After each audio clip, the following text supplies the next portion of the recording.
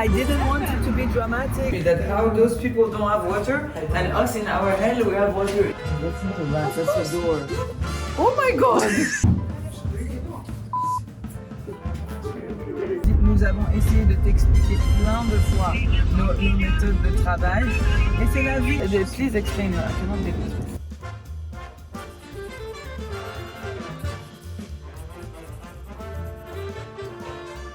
So this is our first trip in Milan as a team for our Milan project. So keep in mind that the past few months we've been shifting into getting more projects in Europe and a bit less in the Middle East. We still have projects in the Middle East, but in addition, we wanted to spice things up and then have, what we thought would be calmer projects in Europe. Guess what? As usual, nothing went as planned. On a remarqué qu'il y a petite différence entre quelques centimètres. We started by two of the very nice residential projects that we have in a fantastic, beautiful area in Milan, close to the Botanic Park. So really like best prime street of Milan. I don't know why, but I thought this is gonna be so much easier in Europe. But I think I completely forgot how Europe was working. That's what happens when you think that you don't need to do fucking effort to get anything in life. So the first day is really like dedicated to showing my team, because by then I was the only one who had actually seen the project, and we're completely refurbishing this project. One project is more important than the other in the sense that it's a total refurbishment. We're completely breaking a rooftop. It's one of those projects that is gonna be a nightmare to get a permit in the historic center of Milan. But anyway, it's very exciting. So funnily enough, of course, as we have to build teams, we see people entering the same building, like construction people, right? Laborers, construction laborers. And I'm telling the girls, I'm like, okay, there is another site under us. Let's go see what's happening.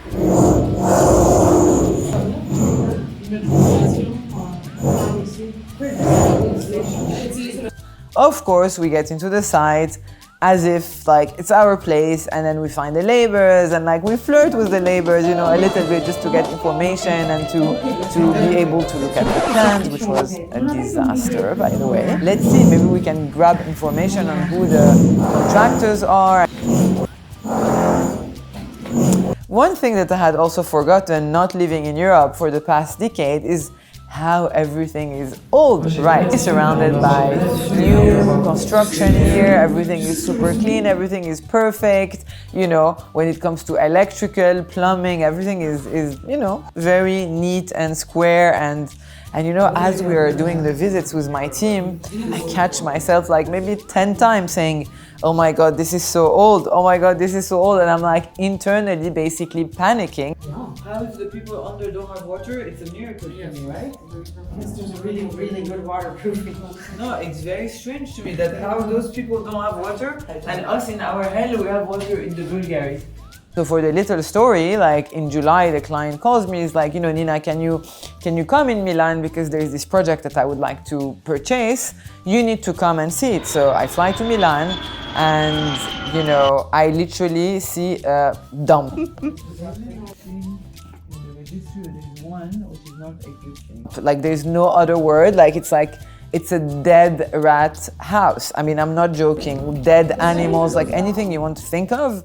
So it's basically what we call a sottotetto in Italian, which means literally under the roof. She was telling us that we have 280 there. Yeah. I have a laser, but I think that is 280. No, that's not a rat, that's a door. No, that's a friendly rat. Oh, really? Oh my God! And I'm looking around me and I'm like, what am I supposed to say? And of course I can make this something super exceptional, but I know that between stage A, the dead rat house, and something exceptional, probably my amount of white hair is gonna double. So as we progress into the days, that day we had a very long afternoon of meeting with our potential local architect that we've been working with back and forth on Zoom and in actual meetings, probably for like 2-3 months, but everything is slow. Emails are so disorganized. We receive messages at 2 a.m. and I'm like, what the hell? This is not how we work. I shouldn't say that, but my team shouldn't hear this, but really, like, I'm an organization freak. I like things to be organized. I like emails to be well written. So, you know, when you receive emails from a local partner at like 2, 3 a.m., you start like, you know, wondering what's happening. So anyway, we have a very long afternoon of despair. Like, despair is really the word.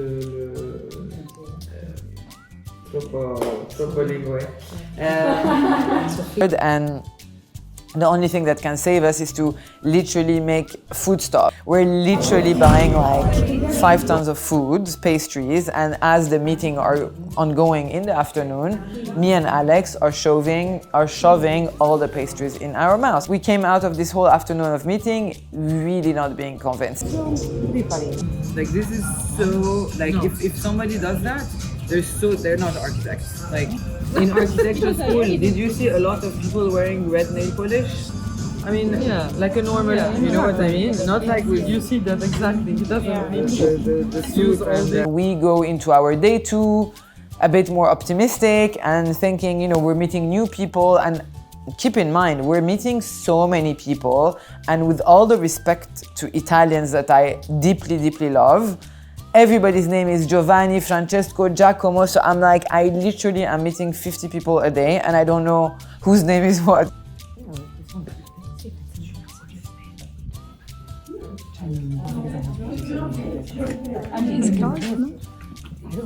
And of course, I give them a visit of the dead rat house, and they're literally like rats, like you can hear them. How did they come down? We do not want to know, because if you know, it's a problem. But don't you feel bad for them? How do they Not eat really, here? they're rats. Why do you feel bad for rats? Do you hear him? The day before the last, we basically had a very early start. So as the days were going, we were finishing later with food coma, and then had to wake up super early. They were showing us some automation system. I said, you know, do you know Lutron? They don't really know, but because this is top, you know, luxury. And I realized there's a lot of great projects in Milan, but this 2% top luxury, it's new still, you know. And we had to head very early, a bit outside of Milan, where we have our main furniture supplier, and we had to do, it was a major session, and we really had to finish. We literally had to make the order a week later.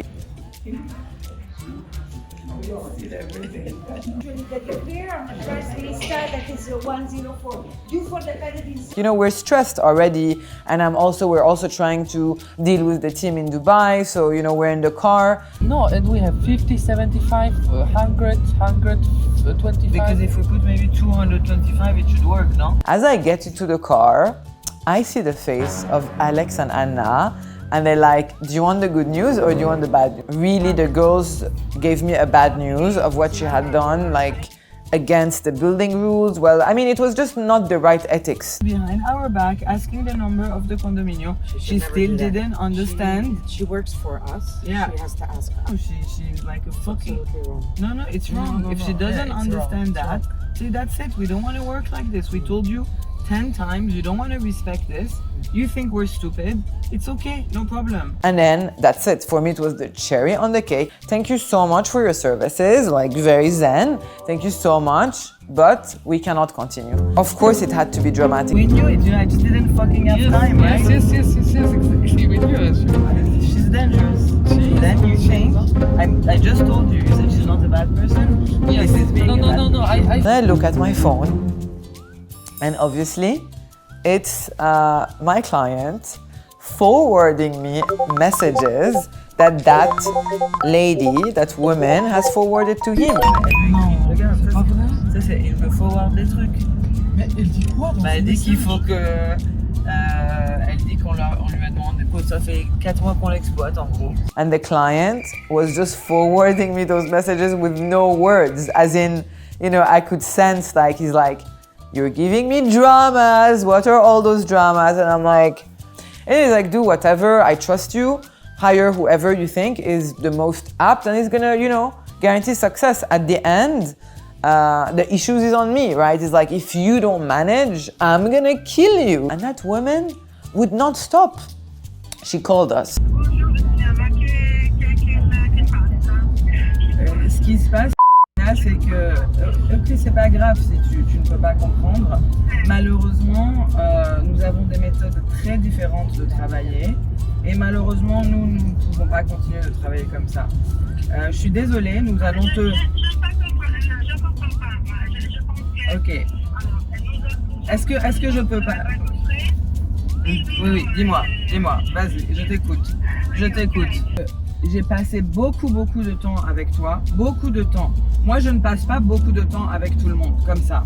Malheureusement, tu ne communiques pas avec nous. Nous t'avons déjà expliqué. Et si tu veux envoyer des messages aux clients directement, tu peux, parce que de toute façon, tu l'as déjà fait en pensant que moi, je ne vais pas le savoir.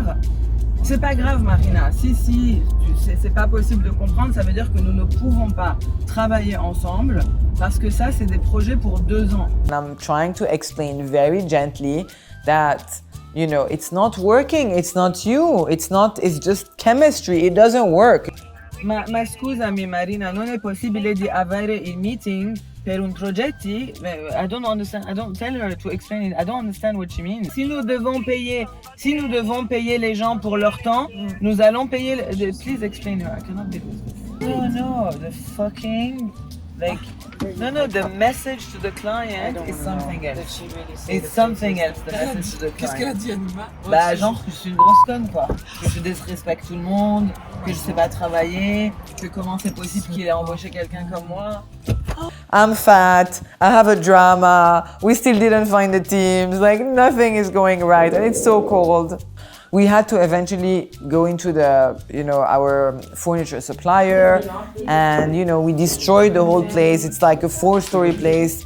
One of us was on the corner sitting, working with Dubai. 2 other of us were selecting fabrics and material. But in my head, what you need to know, the whole duration of that meeting where we were doing selection, my phone was ringing, my client was forwarding me silent messages, like there's no worse than silent messages. We still pulled out our selection, we left, we were dead, like there's no tomorrow of how dead we were. And we went back to Milan, eventually sorted out all the teams, found our matches, cool people, humble, talented, that do what they say, that do not send email at 3 a.m. or 2 a.m. or, WhatsApp messages, and hopefully everything is going to be on track. The conclusion of the story is you always think the grass is greener elsewhere, but it's not. I'm so grateful for my contractors here, and in fact, I saw my own, behavior with those contractors changing because I realized how challenging what they were doing was and how quickly they were doing it versus you ask one information in Italy or in France, for a matter of fact, and it takes 3 days to come back. So, the grass is not always green elsewhere.